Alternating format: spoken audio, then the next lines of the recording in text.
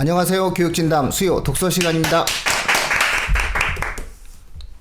겉으로는 어렵지만 그러나 어렵지 않은 책이죠. 아니 뭐 어렵다고 하셔도 사실 어떤 학생들은 어렵게 받아들이는 학생들도 있는데 어떤 학생들은 또 쉽게 읽는 학생들도 있어서 저도 그럼요. 사실 감을 네. 잘 못 잡겠어요. 그러니까 어떤 학생들이 쉽게 받아들이는지 이렇게 유형 구분을 잘 못하겠더라고요. 저는 뭐 오늘 중학교 1학년 때 총균사를 가장 즐겁게 읽은 학생이 많았는데요. 뭐. 아우 뿌듯하더라고요. 이 책이 재밌었냐 저는 했더니 그런 학생하고 친하게 지내지 않습니다. 그래요? 난 걔랑 친해. 내가 되게 좋아하는 스타일이었어. 야, 그 재밌었냐 했더니 너무 재밌었대요. 뭐 이러면서 얘기를 왜 재밌었냐 그랬더니 인간은 환경을 극복하라라고 어른들한테 하도 얘기를 들었는데 그 책은 거꾸로라고. 그래서 자기가 그걸 갖고 어른들하고 대화를 할 수 있게 되어서 너무 행복했다고 그러는데 더 똑똑하던데 얘가. 그래가지고서는 이런 얘기를 했어요. 요 부분에 대해서는 어떤 그 청취자분이 너무 겁먹을 수 있으니까 제목만 보고 그래서 딱 그냥 패스하시는 분이 계실까봐 그래서 제가 일부러 말씀을 드리는 거예요.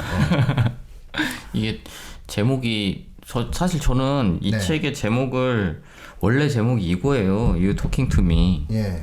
이거 잘해야지 왜 이걸 이렇게 했대요? 그게 제목인데 이거를 막 이렇게 레토릭 이렇게 세상을 움직인 설득의 비밀 막 이래갖고 있어 보이려고. 되게 거창하게 막 넣어놓고 제 표지도 막 밑에 보면 너무 아시겠죠? 무서워. 히틀러 린컨, 들어갔어, 히틀러, 히틀러. 막 오바마, 처칠, 링컨. 이렇게 막 이런 인물들을 막 넣어놓으니까 그냥 딱 보기에도 약간 오씨 이거 뭐지? 이런 느낌을 줄 수는 있을 것 같아요. 그래서 안 살까봐 제가 미리 말씀드리는 거예요. 사실 제가 이 책 말고 대안이 있으면 그 책을 가져왔을 것 같아요. 우리나라에 나와 있는 책들 중에서 수사학을 다루는 책들은 생각보다 많이 있어요. 그러니까 대표적으로는 아리스토텔레스 수사학이 일단 있고요. 이거는 제가 지금 출판사는 기억이 안 나는데 프랑스어에서 번역한 책이 수사학이 있었고 펭귄에서도 예전에 나왔던 걸로 제가 기억하는데 그게 있었고요. 그 다음에 키케로의 수사학이라고 해서 수사학도 얘기가 나와 있는 책이 있고 그리고 키케로의 수사학 중에서 또 다른 책이 또 있어요. 예전에 지금은 없어졌는데 유로문고인가 거기서 나온 양태종 부산 동아대 양태종 교수가 번역한 책이 하나 있었고 그러니까 그런 식으로 수사학이라는 말이 붙어 있는 책들이 되게 많은데 이게 전부 다 수사학 자체를 놓고 막 되게 학문적으로 탐구에 들어가는 책들이기 때문에 이걸 읽어내기가 좀 어려운 책이라는 느낌이 좀 있어서 수사학이 안 붙어도 수사학의 내용을 담고 있는 책도 있잖아요. 수사학 되게 많아요. 네, 되게 많잖아요. 굉장히 많아요. 그냥 설득이라는 말이 들어가 있으면 그렇죠. 사실 그 책의 기본은 다 수사학의 바탕을 두고 그걸 다 거슬러 올라가면 아리스토텔레스가 나오게 돼 있어요. 그렇죠. 전공하셨잖아. 아니 제가 전공한 건 아리스토텔레스는 아니고 아리스토텔레스 이후에 아까 말씀드렸던 키케로의 수사학을 전공을 한 건데 철학의 위안이라는 책도 있잖아요. 아니 그거는 이제 제가 네 그렇습니다. 계속 말씀하시죠. 하여튼 그래서 이제 수사학 관련된 건 제가 예전에 교유서가 쪽에서 나온 수사학이란 책도 있고요. 그 책도 잘 축약은 돼 있어요. 잘 축약은 돼 있는데 제가 굳이 이 책을 들고 나온 이유는 이게 수사학 전반에 대해서 말씀드리기에는 훨씬 더 좋은 책이라는 생각이 들어가지고 이거 갖고 왔는데 저자가 샘 리스라 그래가지고 작가예요. 원래 저널리스트. 그러니까 문학 편집자로 일하다가 영국 일간지 가디언에도 칼럼 기고하셨고 뭐 그렇게 지금 전공을 하신 분이에요. 그러니까 뭐 석사, 박사학위를 수사학으로 하신 분은 아니니까 훨씬 더 대중적으로 접근할 수 있다라고 생각을 했어요. 다른 쪽의 수사학들은 대부분이 전공자들이 접근하고 있는 부분들이라서 되게 딱딱하거든요. 그래서 이 책을 저는 되게 재밌게 읽었거든요. 이걸 딱 보고 제목이 이건데 저자도 전공자겠지. 그러고는 읽었는데 저자가 전공자가 아닌데도 불구하고 내용이 굉장히 잘 축약이 돼 있고 게다가 이 책 안에 그 수사학의 이론들을 이제 몇 가지 설명을 쭉 하면서 그냥 단순하게 이론만 설명하는 게 아니라 거기에 해당되는 예시들을 꽤 많이 연설문의 예시들을 생각보다 많이 들고 있어요. 그래서 이 책의 목차를 잠깐 말씀을 드리면 목차가 우리가 생각하는 것 저는 목차 이렇게도 나올 수 있구나라고 생각이 들었는데 일단 전체를 따져봤을 때는 3개, 3부로 되어 있습니다. 첫 번째가 레토릭의 역사라고 되어 있고요. 이거 말씀드릴게. 제가 지금 레토릭하고 수사학을 번갈아서 쓰고 있는데 레토릭의 번역어가 수사학이라고 생각하시면 돼요. 애들한테 수사학 이렇게 얘기했더니 막 무슨 범죄 수사 이런 얘기하는 애들 되게 많은데 레토릭하고 수사학은 같은 말이라고 생각하시면 됩니다. 레토릭의 역사가 일부고요. 그래서 그 안에 고대의 레토릭, 그 다음에 중세, 현대의 레토릭 이렇게 돼 있고, 그 다음 2부가 레토릭의 비밀 5가지 이렇게 돼 있고, 거기 안에 이제 발견, 배치, 표현, 기억, 연기 이렇게 돼 있는 게 있어요. 뭐 비밀이라고 하기엔 조금 애매한데, 그 다음 3부가 레토릭의 종류 3가지 그래가지고 정치적 수사, 사법적 수사, 과시적 수사 이렇게 3가지로 나눠져 있습니다. 지금 말씀드린 게 사실 수사학의 기본 체계예요. 그러니까 이 목차가 수사학 전부라고 생각하시면 돼요. 고대 수사학이라고 말씀을 드린다면 이런 목차로 이루어져 있다라고 생각을 하시면 될 것 같아요. 그래서 보통은 지금 동문선에서 나와 있는 고전 수사학이나 혹은 만프레드 푸어만이라는 사람이 지은 고대 수사학 같은 책을 펼쳐보면 그건 학자들이 쓴 책인데 그것의 목차도 이걸 따라가고 있다고 생각하시면 되는데 이 작가는 그걸 그대로 어떤 학문적으로 따라가지 않고 여기다가 되게 여러 가지의 예시를 들고 있어요. 근데 문제는 알라딘이나 아니면 어디 다른 출판사 사이트에 들어가 보시면 아시겠지만 이 밑에다가 이제 댓글들이 달리잖아요. 거기에 보면 이런 게 있어요. 너네 나라 예시라서 못 알아듣겠다. 이런 얘기들이 좀 나오는 부분이 있습니다. 근데 그건 어쨌든 우리나라에서 이런 책을 쓰시는 분이 안 계세요. 그러니까 수사학에 대해서 연구를 하는 사람이 딱 한 분이 있었어요. 박성창이라고. 이거는 시공 디스커버리인가? 정확하게 제가 어떤 출판사인지 정확히 기억이 안 나는데 문지사입니다. 출판사 문지사고 거기에 수사학이라고 돼 있는데 거기는 박성창 씨라고 국문과 출신이었던 걸로 제가 기억해요. 그분이 출판한 되게 조그만한 책이 하나 있어요. 그 책도 읽어볼 만한데 되게 딱딱하기 때문에 그런 책들보다는 조금 이렇게 말랑말랑한 책이 나왔으면 좋겠는데 이런 걸 전공하시는 분들은 어디에 있어야 되냐면 신문방송학과 혹은 언론홍보학과에 들어가 있는 분야라고 생각하시면 돼요. 요새로 따지면 미디어 커뮤니케이션. 그렇죠. 네, 그런 쪽에 해당되는 학문입니다. 그러니까 저는 미디어 커뮤니케이션 쪽을 지망하는 학생들이 있다고 하면 당연히 이런 쪽의 책들은 한 번쯤은 다 읽어봐야 된다고 생각을 하고 있어요. 필독. 네.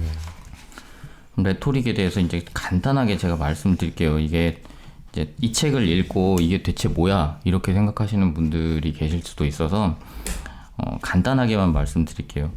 레토릭이라는 거는 기본적으로는 다른 사람을 설득하는 기술입니다. 그러니까 설득은 기술이라고 생각하는 거예요. 설득이라는 걸 우리가 보통 다른 사람을 설득할 때 되게 많이 하는 오해가 이거예요. 다른 사람을 설득하려면 논리적으로 잘 갖춰져 있어야 된다 라고 생각을 하는 경우들이 있어요. 그러면서 야 네가 그렇게 논리가 제대로 안 갖춰진 말로 다른 사람을 어떻게 설득해? 라고 얘기를 하지만 사실 우리가 설득당하는 걸 생각해보면 누군가에 의해서 설득당하는 상황을 생각해보면 논리보다는 감정에 호소하는 경우가 훨씬 파토스죠, 많아요. 파토스. 네, 파토스에 호소하는 경우가 훨씬 많습니다. 그래서 그런 것들을 건드리고 있는 책이에요. 근데 이게 우리가 이렇게 감정에 의해서 자기가 흔들린다 그러면 약간 우리 무슨 생각을 하냐면 뭔가 내가 좀 멍청하다거나 혹은 내가 이성적인 인간이 아닌가 이런 생각이 드는 경우들이 있어요. 이걸 그렇게 만들어 놓은 사람이 플라톤입니다. 그러니까 플라톤 때문에 우리는 모두 이성에서 약간 벗어나면 약간 죄를 짓는 것 같은 느낌을 받는 거예요. 그러니까 혹시라도 내가 이렇게 감정적이어도 되나? 라는 생각을 하시는 분이 있다면 플라톤을 원망하시면 됩니다. 플라톤 같은 사람들이 철학자들이 이런 수사학자들을 막 비난하고 비판하면서 그 전통이 쭉 이어져 내려오는 거라고 생각하시면 돼요. 플라톤이 잘못했네. 그럼 플라톤이 잘못했어요. 저는 플라톤을 굉장히 싫어합니다. 그래서 일단 그분이 그 동상을 보면은 좀 그렇게 좀 고집스럽게 생기시긴 했어요. 네. 그래서 이제 플라톤의 영향 때문에 그 당시에 있었던 소피스트들 그 사람들이 사실은 남을 설득하는 기술을 처음으로 가르치던 사람들이거든요. 그러니까 아테네 민주주의가 발달을 하면서 민주주의에서 제일 중요한 건 상대편을 설득하는 일이잖아요. 그러니까 그 설득하는 기술이 필요한 거예요. 게다가 법이라는 게 막 발전하기 시작하면서 법이 발전하면 항상 나오는 게 고속군들이 나오고 그 고속군들을 피하기 위해서 그걸 피하는 기술이 다시 생겨나는 거죠. 그래서 법에 관한 수사학들이 생겨나고 그리고 상대방을 정치적으로 설득해야 되니까 정치적인 수사학들이 생겨나고 그리고 어디 전쟁이 많이 벌어지니까 전쟁에 갔다가 우리 편 다 죽었어. 근데 장군 혼자 돌아왔어. 그럼 어떻게 해요? 장군이 변명을 해야 되잖아요. 그럼 이제 수도식에 나가서 우리 병사들이 얼마나 훌륭했는지를 얘기를 해줘야 되는 거죠. 그렇게 해서 이 책의 3부에 나와 있는 정치적 수사, 사법적 수사, 과시적 수사라는 게 그렇게 해서 분류가 되게 됩니다. 그러니까 이게 목차가 그냥 나와 있는 게 아니고 그런 역사를 담고 있는 목차예요. 그러니까 레토릭의 종류 3가지에서 정치적 수사, 사법적 수사, 과시적 수사가 나와 있는데 이런 것들이 다 그런 어떤 역사적인 배경을 갖고 있는 그런 설득의 방식이라고 생각하시면 되는 거죠. 우리가 여전히 법에서 우리나라에서는 사실 우리나라 법정 영화는 사실 성립하기가 조금 어렵잖아요. 네, 이게 대시군 제도가 아니니까. 이게 서면주의라서. 서면주의니까 종이 내면 끝나거든. 근데 미국에서 나오는 법정 영화 같은 것에서 나오는 대부분의 이 공방들은 이 수사학 법칙들에 거의 대부분 따라가고 있다고 생각하시면 돼요. 그러니까 이걸 알게 되면 이 내용 레토릭에 대해서 그러니까 수사학에 대해서 조금 공부를 해보면 그런 여기서 지금 얘기하고 있는데 어퓨 굿맨 되게 옛날 영화죠. 이 어퓨 굿맨 같은 톰 크루즈. 그 되게 멋있게 나왔던. 아 그럼요. 저 아직도 그 영화 대한극장에서 본 거 기억납니다. 우와. 네? 그거 개봉관이 대한극장이었습니다. 대한극장이? 이 청취자분들 중에서 지금 제 얘기를 듣고 그 극장 이거 벌써 이미 다 끝난 거예요. 다 이미 우리 같은 세대야. 대한극장에서 봤다니까요. 예. 대한극장 저는 잘 모릅니다. 저도 잘 모르겠습니다. 왜 이러시지 다들? 네, 대한극장에서. 저 요즘도 가요. 요새 있어요 대한극장? 있어요. 그래요? 가보세요 진짜. 네. 아니 저는 서울에서 대극장을 가본 적이 별로 없어가지고. 참가 극장 얘기해 보면 아쉽게도 옛날에 전통적 극장이 많이 없어졌잖아요. 네. 지금까지 남아 있는 게 딱 2개 있어요. 아시나요 혹시? 피카디리는 남아 있나요? 피카디리 CGV 넘어갔죠. 단성사? 그 전에 넘어갔죠. 그래요? 벌써 넘어갔죠. 그럼 뭐가 있지? 대한극장, 서울극장 둘만 남아 있어요. 그 중앙극장도 옛날에 컸었잖아요. 중앙시네마도 넘어갔죠. 네, 넘어갔죠. 저 중앙시네마는 제가 참 좋아하는 극장이었는데 아쉬워요. 그러니까 그 어퓨 굿맨 하여튼 얘기를 말씀을 드리자면 거기서 나오는 공방들이 있어요. 그게 이 수사학의 내용들을 그대로 차용해서 질문을 만들고 대답을 그렇죠. 하는 방식이라고 생각하시면 돼요. 그게 수사학 수업입니다, 사실은.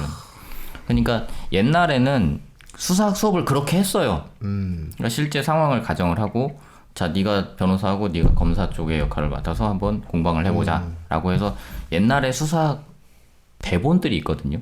그러니까 이제 옛날 수사학 대본으로 가장 유명한 건 수사학자 세네카라는 사람이 있어요. 우리가 알고 있는 그 세네카 알고 계실지 모르겠지만 철학자 세네카 말고 철학자 세네카의 아버지가 수사학자 세네카인데 그 수사학자 세네카가 지은 저서가 하나 있어요. 우리나라에는 당연히 번역이 안 돼 있습니다. 영어를 잘 하시면 영어로 읽으셔도 돼요. 근데 그 책에서 다루고 있는 내용들이 이런 거예요. 옛날 그리스 시대 그리스 신화를 보면은 아들이 어머니를 죽이는 그런 사건들이 있잖아요. 그럼 그거를 이제 예시로 들어놓고 자, 이 아들을 변호해봐라. 이렇게 보통 내놓는 거죠. 그럼 그거를 연습하는 과정이 법정 수사학에 해당이 되는 거예요. 여기서 사법적 수사라고 하는 부분에 해당이 되는 거예요. 근데 그런 걸 얘기할 때 뭘 염두에 두고 해야 될 것이냐라는 게 여기서 얘기하는 이 책에서 얘기하는 2부에 들어가 있는 레토릭의 비밀 5가지가 들어가 있는 겁니다. 레토릭의 비밀 5가지에 지금 아까 말씀드렸던 것처럼 발견, 인벤치오라고 하는 게 있고요. 그 다음 배치가 있고 표현이 있고 기억이 있고 연기가 있는데 발견이라는 거는 이런 거예요. 네가 어떤 걸 소재로 해서 상대편을 설득할 것이냐. 그래서 거기에 들어가 있는 이 요소 3가지가 뭐가 있냐면 에토스, 로고스, 파토스. 우리가 그 유명한 아리스토텔레스가 맨날 설득의 3요소라고 하면은 에토스, 로고스, 파토스를 얘기해요. 우리가 보통 다른 사람을 설득할 때 사용해야 된다고 생각하는 건 로고스입니다. 그러니까 논리를 사용해서 다른 편을 설득하는 게 가장 인간적이라고 생각을 하잖아요. 근데 우리는 생각보다 다른 걸 사용하는 경우가 많아요. 첫 번째가 에토스인데, 에토스 원래 뜻은 나이예요. 나이 많은 사람이 이기는 거지. 그러니까 나이 많은 사람이 얘기하면 끝나는 거야. 사실 설득당하고 싶지 않아도 나보다 나이 많은 사람이 야 내가 다 경험해봤어. 그럼 끝나는 거거든요. 나도 해봤는데. 그 화법 되게 익숙한 내 말입니다. 그렇지. 네. 먹지 마. 어차피 나이 들면 다 먹게 돼. 자기 먹어. 네. 그게 생각보다 설득력이 굉장히 강한 논리예요, 이게. 그러니까 내가 해봤어. 근데 그거를 갖고 우리는 야 그걸 갖고 설득하는 건 잘못된 거야라고 보통 얘기를 하잖아요. 그래서 우리가 맨날 저기 MB 까는 게 그거 아니에요. 내가 해봤어, 맨날 그러니까. 뭐 맨날 쟤는 지가 해봤대. 하지만 수사학을 아신 거죠. 전 진정한 수사학자는 수사학을 아신 거지. 재평가를 해야죠. 예. 아 수사학자로 재평가를 해야 되는구나. 그렇죠. 에토스를 활용하신. 그러니까 내가 어떤 사람이 나이가 들면 그만큼의 다른 사람들로부터 신뢰를 얻을 만한 것들이 쌓여간다고 생각하는 거에서 조금 넘어가면 인품으로 넘어가게 돼요. 그래서 나이를 먹게 되면 그만큼의 인품이 쌓이기 때문에 그 사람이 하는 말은 믿어도 된다. 라는 식으로 전개가 되는 거죠. 그렇죠. 그때 당시에는 아무래도 나이 든 사람이 별로 없으니까. 평균 수명에서 그 나이를 먹었다라고 하는 것은 사회적으로 굉장한 권위가 형성될 그렇죠. 거예요. 네. 네. 그러니까 그렇게 한 해 한 해가 지나가면서 권위가 쌓여가는 거예요. 그 권위를 가지고 다른 사람을 설득할 수 있다라는 게 이제 에토스에 해당되는 거고, 그다음 로고스에 해당되는 거는요.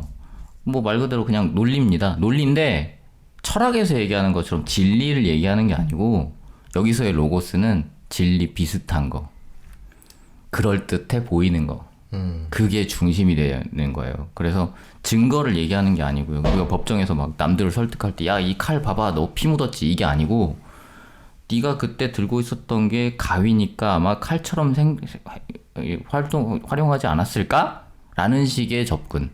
그러니까 이게 로고스에 해당되는 거라고 생각하시면 돼요. 우리는 실제로 다른 사람들을 논리적으로 설득하고 있다고 생각하지만 사실 막 엄격한 어떤 증거를 들고 들어와서 야 너 이거 봐 이렇게 얘기하는 경우는 없어요. 그렇죠. 대부분은 그럴 법한 일들을 갖고 와서 훨씬 개연성이 높다. 내가 얘기하는 게 개연성이 더 높잖아. 라고 해서 설득하는 부분들이 훨씬 많죠. 그게 지금 로고스에 해당되는 거라고 생각하시면 되고 마지막으로는 파토스가 있어요.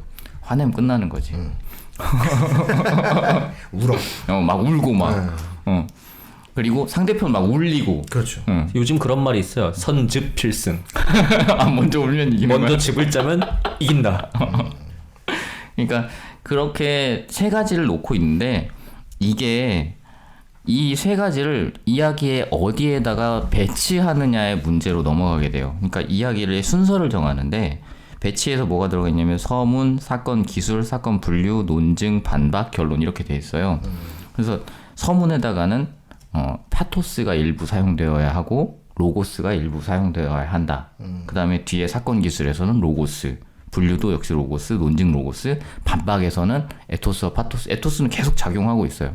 결론에서 뭐가 제일 중요하냐? 파토스가 제일 중요하다. 이렇게 얘기하면서 쭉 설명을 하거든요. 그러니까 아까 얘기했던 발견에서 활용되는 세 가지의 논거를 배치에다가 적재적소에다 만들어 놓는 게 가장 중요한 설득의 방식이다라고 얘기를 하는 거죠. 그건 거기까지는 우리가 별로 접해보지 못했던 설득의 방식, 그러니까 수사학의 방식인데 그 다음번에 나오는 건 다 알아요. 표현에서 얼마나 유머스럽게 얘기하느냐, 목소리를 어떻게 유지하느냐, 그 다음에 뭐 시제, 그러니까 내가 저 사람을 비판해야 되는데 저 사람이 과거 행정이 너무 깨끗해. 그러면 앞으로 넌 이거 못할 거잖아 라고 해서 시제를 바꾸는 방식의 공격법. 그 다음에 저 사람의 과거가 지금 우리 현재 얘기를 해야 되는데 현재 얘기를 하려니까 저 사람이 너무 일을 잘하고 있어. 그럼 과거를 까는 거지. 그렇죠. 넌 과거에 이랬잖아 이러면서 과거를 까는 방식들이 우리 되게 일상적으로 다 하는 일들인데 그게 이론으로 갖춰져 있는 거예요 원래. 가족을 건드리고. 네, 그렇지. 그렇게 해서 그 가족을 건드리면 어떤 일이 벌어지냐면 사람이 파토스가 넘치게 되는 거예요. 네, 그렇죠. 네. 근데 화나면 에이씨 안 해 이렇게 되는 경우들이 실제로 그래서 그만두잖아요. 네. 그러니까 그런 것들을 노리는 방식들이 이미 우리는 이론으로 다 체계적으로 정리가 돼 있는 거예요. 이런 공부를 하게 되면 그런 거 잘 할 수 있어요. 남 까는 거. 그래서 이제 물론 남 까려고 하는 건 목표가 원래 남 까는 겁니다. 수사학이. 네. 그렇죠. 네, 상대방을 설득하는 거, 내 편으로 끌어들이는 거. 물론 여기서의 설득을 잘못 생각하면 상대편이 내 쪽으로 끌어오지 않으면 설득에 실패했다고 생각하는 경우들이 있는데 여기서의 설득의 대상은 상대편이 아니고 옆에서 지켜보는 사람들입니다. 군중들. 군중들을 설득하는 게 목적이에요. 국회의원들이 하는 일들이 국회의원 뭐 이를테면 민주당과 자한당이 서로 간에 서로를 설득하려는 게 목적이 아니라 그걸 지켜보고 있는 국민들을 설득해가는 게 자신들의 그렇죠. 목적인 거잖아요. 그런 방식이라고 똑같이 생각하시면 돼요. 그래서 그런 표현 안에 적절성 같은 거, 네가 나이가 몇 살이면 네 나이에 맞는 이 어조를 써, 네 나이에 맞는 단어를 사용해. 이런 것들도 다 거기에 해당되는 표현에 해당되는 얘기라고 보시면 돼요. 그러니까 나이가 되게 많은 사람이 되게 막 애들이 쓰는 말투를 사용하면서 얘기를 하면 설득력이 떨어져요.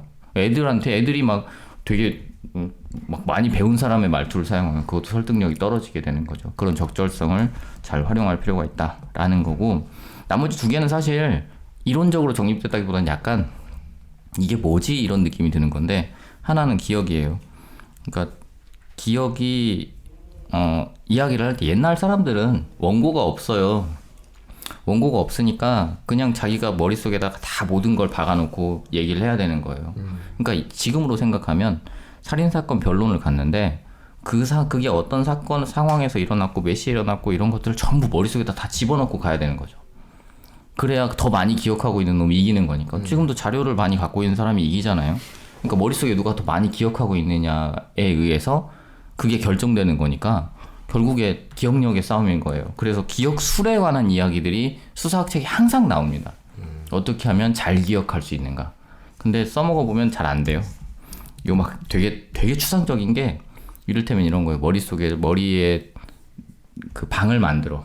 일단 방을 기억의 방. 기억의 공간. 그렇죠. 기억의 방을 만들어서 이렇게 방을 나눠요. 나눠놓고 거기다가 물건을 하나씩 집어넣어놔. 물건을 집어넣어놓고 내가 그 방에다가 기억해야 되는 대상들을 그 물건과 함께 넣어놓는 거예요. 그러면 기억해야 될 때 그 물건을 떠올리게 만들어준다는 방식으로 이렇게 얘기를 하고 있거든요. 그게 되는 건지 잘 근데 모르겠어요. 사실 기억의 본질이라는 게 전혀 생뚱맞은 두 가지를 연결시키는 거거든요. 어쩌면 해마가는 역할이 그런 거라고 추측하고 있고 사람들이. 그렇기 때문에 일종의 연합기억을 형성하는 거죠. 네. 그래서 여기에 관련된 재밌는 얘기가 있어요. 현재를 살고 있는 현대인들이 몇십 년의 사람들보다 기억력이 전반적으로 쇠퇴해 있대요. 예, 그렇다고 얘기들 하죠. 가장 큰 게 PPT의 등장이죠. 스마트폰이죠. 전화번호 안 외우면서부터 시작되는 거예요.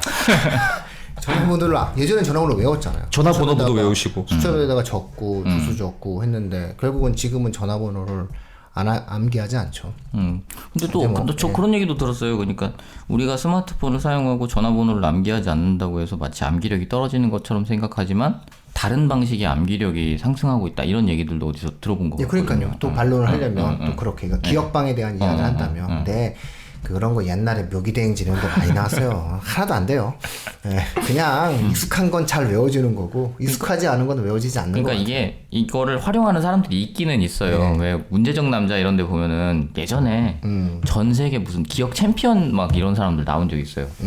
막 이렇게 막 쫙 나와 있는 거 하나씩 전부 기억해가지고 원래 다 머리가 좋은 거야. 하는 거. 근데 그런 사람들이 기억하는 방식이 이렇다고 얘기를 하더라고요.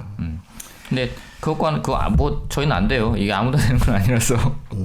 그건 뭐 타고나기를. 그러니까 연습해서 되는 사람이 있고 안 되는 사람이 있는 것 같은데 이걸 연습하느니 그냥 드립다 외우는 게 더 빠른 것 같아요. 그렇죠. 예. 제 말이 그 말이에요. 이제 그런 얘기가 있고 그 다음에 연기가 있어요. 이 연기라는 게 설득을 할 때는 항상 자기가 원래 갖고 있는 것만 갖고 얘기를 하는 게 아니라 제스처도 굉장히 잘 사용해야 되고 목소리도 때에 따라서 톤 조절을 하고 그다음에 속도 조절도 하고 이런 것들을 해야 된다라고 얘기하는 것도 있고 그다음에 얘기를 할 때 항상 그게 마치 자기가 원래부터 그랬던 것처럼 자연스럽게 연기를 해야 된다라는 얘기들도 이 안에 들어가 있는 내용들이에요. 그러니까 이게 이 구조가 어떻게 되는지를 정확하게 이해하고 나면 그 다음에 다시 그러니까 이 책에서는 목차가 그래서 중요해요. 이 책의 목차를 보면서 이 목차가 대체 뭘 설명하고 있는 거지? 이런 것들을 한번 자기 스스로 쫙 짜놓고 나야 그 다음에 이걸 읽기 시작하면서 이 부분이 여기랑 관련돼 있구나. 이게 중간 부분이 뒤랑 관련돼 있고 에토스 아까도 말씀드렸던 것처럼 에토스가 배치 뒤에 들어가서 어느 순간에 등장하고 이런 것들이 있기 때문에 이 부분이 어디하고 연결이 되는지를 약간 생각을 하고 난 다음에 읽기 시작해야 내용상으로 이 너무 어려운데 이런 느낌을 받지 않을 거라는 생각이 좀 있어요. 그래서 저는 그러니까 이 책도 저는 굉장히 잘 만들어놨다고 생각을 해요. 그러니까 저도 이제 예전에 수사 관련해서 수업을 할 때, 그러니까 대학생들한테 수업할 때 히틀러 연설 그 리른베르크 연설 이렇게 하는 거 영상 유튜브에 있거든요. 번역도 돼 있고 다 돼 있는데 이제 문제는 우리가 독일어를 못 알아듣는다는 거. 독일어 굉장히 이게 독일어구나 하는 느낌을 잘 주는 그런 연설이에요. 그러니까 그 연설을 딱 틀어놓으면 이게 저거를 실제 그 현장에서 많은 사람들과 함께 듣다 보면은 정말 설득당할 수도 있겠다라는 생각이 들 정도로 굉장히 강렬한 인상을 주는 연설이에요. 근데 그런 거나 그다음에 예전에 제가 이제 수업 시간에 많이 틀면서 설명했던 연설 중에는 노무현 대통령 독도 관련된 연설이 있어요. 그 연설이나 그다음에 찬조 연설 중에 그것도 자꾸 이게 제가 그쪽으로 가는 것 같은데 그냥 그런 사람들이 좋아요. 잘 해요. 예전엔 문재인 대통령이 12년도에 나왔을 때 그때 찬조 연설했던 윤여준? 네, 윤여준 씨의 찬조 연설도 연설 안에서 이 책을 보고 나서 연설에서 이게 어떻게 사용되고 있는지를 이렇게 찾아보기에는 굉장히 좋은 연설이에요. 윤여준이라는 분은 굉장한 논리와 설득력이 굉장한 달변가예요. 진짜 위대한 분이죠. 네. 예. 그래서 그런 것들을 실제로 찾아보면 이 레토릭이라는 것이, 그러니까 설득이라는 것이 어떤 방식으로 움직이고 있구나 하는 걸 하나하나씩 대입하다 보면은 생각보다 재밌어져요. 다른 사람들하고 대화하는 과정에서도 저 사람은 지금 현재 이런 걸 사용하고 있구나라는 걸 너무 쉽게 대입해서 설명할 수 있기 때문에 다른 사람하고 대화하는 것 자체도 굉장히 재밌어지는 경우들도 있고 그다음에 앞에서 선생님이 얘기하는 것도 그게 분석이 되는 경우들이 그렇죠. 있거든요. 그래서 그런 것들을 분석해서 얘기를 하는 경우들도 있는데 제가 말씀드리고 싶은 것 또 한 가지는 이 수사학이 분야가 그냥 단순하게 누가 누구를 설득하는 대화의 수준에서만 머무르는 게 아니고요. 이게 어디까지 넘어가냐면 과학의 영역까지도 수사학이 이렇게 설명을 하고 있는 부분들이 있어요. 뭐냐면 과학에서 왜 사람들은 저런 방식으로 다른 사람들에게 논문을 전달할까 같은 것도 과학에서 논문을 전달하는 방식도 사실은 다른 사람을 설득하기 위한 과정이거든요. 그렇죠. 네, 그래서 그 논문이라는 게 체계를 갖추고 있어요. 그 체계를 갖춘 이유가 다른 사람을 이게 가장 효과적으로 설득할 수 있기 때문에 그런 체계를 갖추고 있다라는 의미에서 과학의 수사학이라는 책도 있어요. 그러니까 과학에서도 그런 어떤 수사학적인 법칙들이 통용되고 있다라는 걸 보여주는 그런 책들이 다 있습니다. 그러니까 그런 것처럼 수사학이라는 게 진짜 어마무시한 곳에서 다 영향을 발휘하고 있어요. 다만 그게 우리가 체감하지 못하는 거죠. 내가 수사학이라는 걸 접해본 적이 없으니까. 근데 수사학이라는 걸 접해보고 나면 실제로 내가 살아가고 있는 거의 모든 분야에서 수사학이 다 작동하고 있구나라는 걸 알게 되고 그래서 그런 것들을 어떤 다른 분야와 연관시키기가 굉장히 좋은 학문이에요. 그러니까 아는 척하기 되게 좋은 학문이라는 거지. 그 얘기는 무슨 얘기냐면 생활기록부에서 써먹기 되게 좋은 학문이라는 얘기예요. 매우 훌륭한 책이고요. 네. 그리고 특히 외고생들한테는 굉장히 많이 추천해 주신 걸로 알고 저 있는데. 진짜 많이 추천했어요. 이거. 외고 지망하는 학생들은 거의 필독 소설로 다 학생부에 기록되어져 있고 그다음에 이제 왜냐면 외고는 인문사회 니즈가 분명한 학생들이니까 그렇죠. 이쪽 학생들은 이 책 한 권씩은 거의 다 학생부에 기록되어 있는 걸 제가 확인하고 있어요. 지금.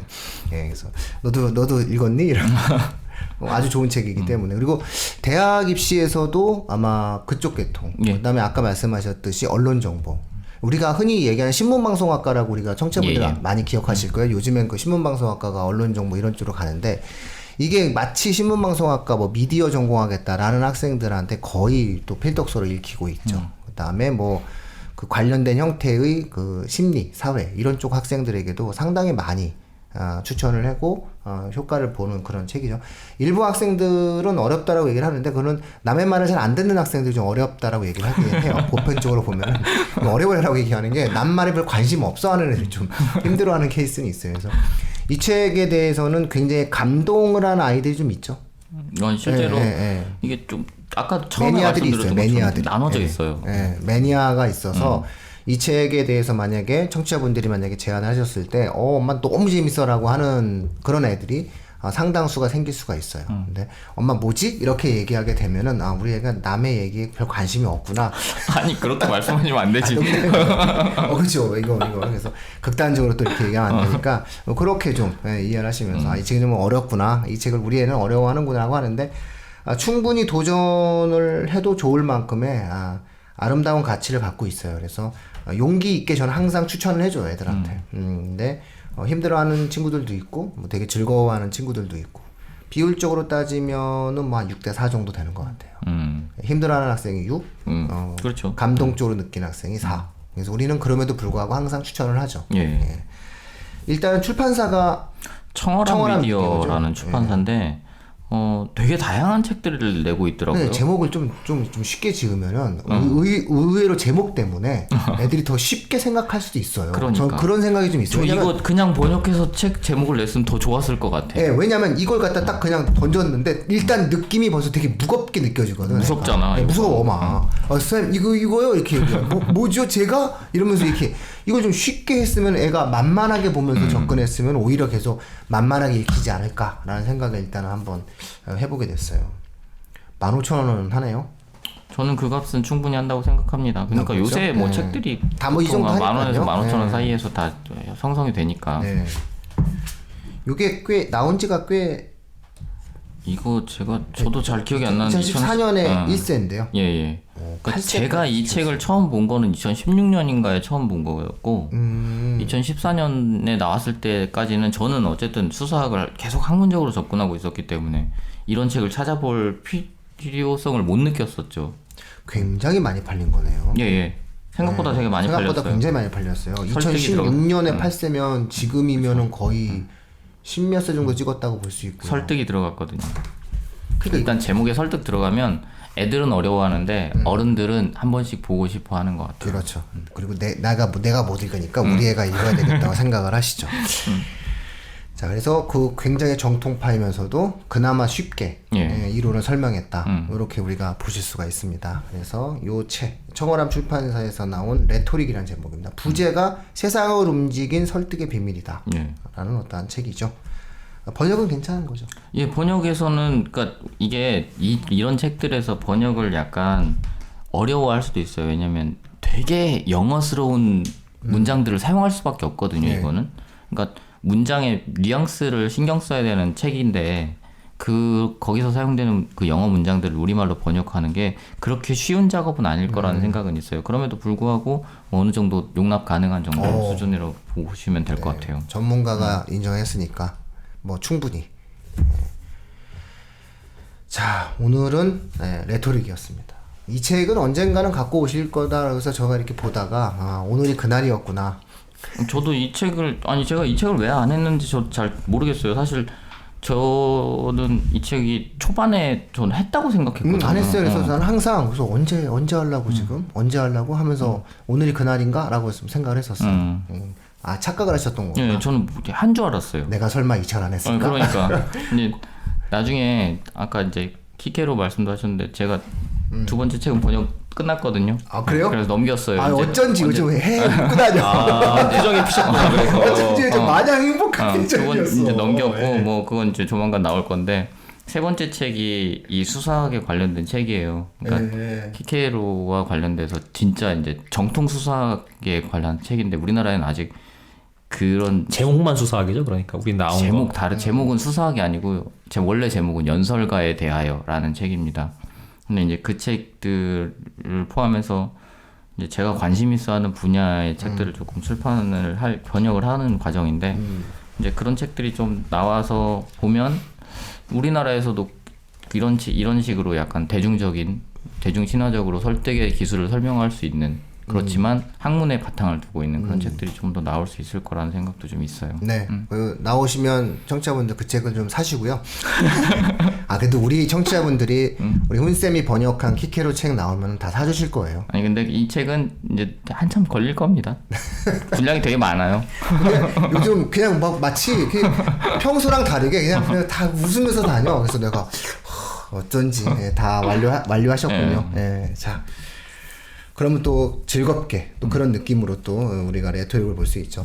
이 책은 청취자분들 정말 중학교 3학년 학생들 중에서 특목고 그 중에서도 외고나 자사고 지망 인문사회 쪽 학생들에게는 거의 저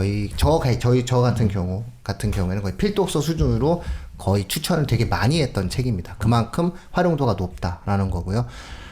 그런 어떤 과정들 속에서 충분히 가치 있는 책이니까 도전을 한번 시켜보실 필요가 있지 않을까 이런 생각이 듭니다. 늘 좋은 책을 소개해 주셔서 감사하고요. 네, 오늘 요 정도 마칠까요? 예, 마치도록 하겠습니다. 고맙습니다. 감사합니다. 감사합니다. 감사합니다.